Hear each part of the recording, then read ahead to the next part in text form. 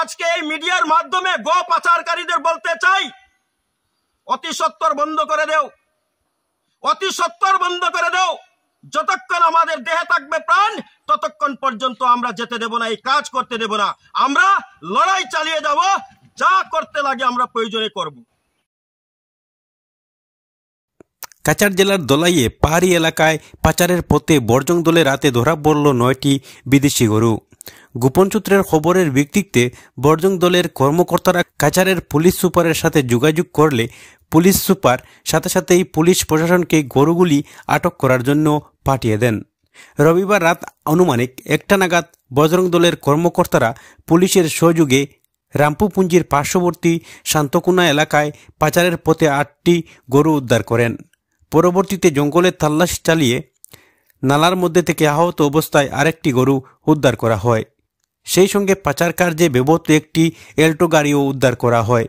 জানা গেছে পাচারকারীরা 25টি গরু পাচার করতেছিল, কিন্তু 9টি গরু উদ্ধার করা হলো, বাকি 16টি গরু উদ্ধার করা সম্ভব হয়নি।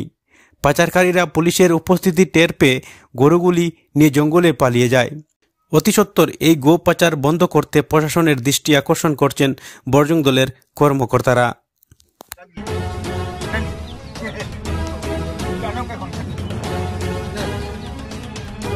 কুত্তার বাচ্চা ইনটা খাওয়াইবা যেটা কর্ম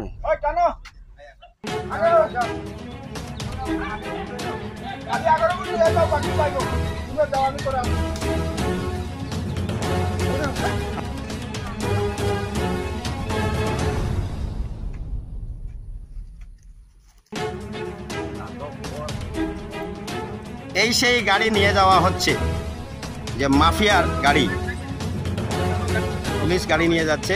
ধন্যবাদ পুলিশ প্রশাসন। গতকাল এক গোপন সূত্রে আমরা খবর পেয়েছি যে রামপুর শান্তকুনা এরিয়া থেকে আর গো পাচার হয়ে পালই হয়ে বাসকালের হয়ে আর বিভিন্ন জায়গায় আর গো পাচারকারীরা গো পাচার করে।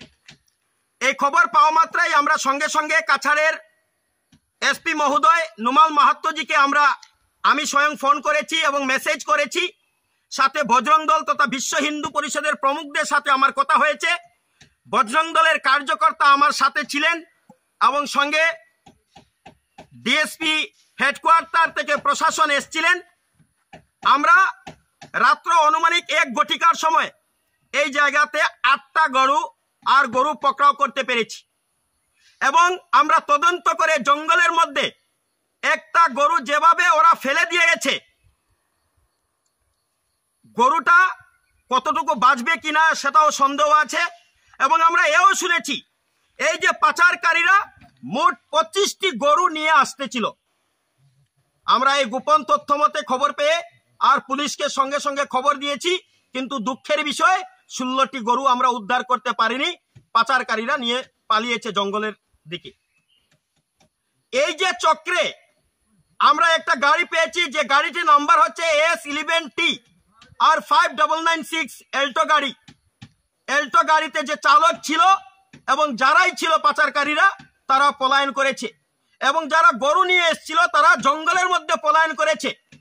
তাদেরকে আটক করা যায়নি, কিন্তু গাড়ি যেহেতু আছে নিশ্চয় এই চক্রে কারা আছে তদন্তে বের হবে। আমি আমার শ্রদ্ধেয় এসপি মহোদয়কে অনুরোধ করব ওদেরকে কঠোর থেকে কঠোরতম শাস্তি যাতে হয়, কারণ রমজান মাস শুরু হতেই আমাদের কাছে আর খবর এসছে 100টার উপরেও গো পাচার করেছে। এই যে রামপুর শান্তকুনা এরিয়া থেকে পালই হয়ে বাসকাল হয়ে বিভিন্ন জায়গায় আর গো পাচারকারীরা গো পাচার করছে। এসব বন্ধ হতে হবে। যতক্ষণ পর্যন্ত আর আমরা যুব সমাজ জেগে আছি ততক্ষণ পর্যন্ত আমরা গো পাচার হতে দেব না।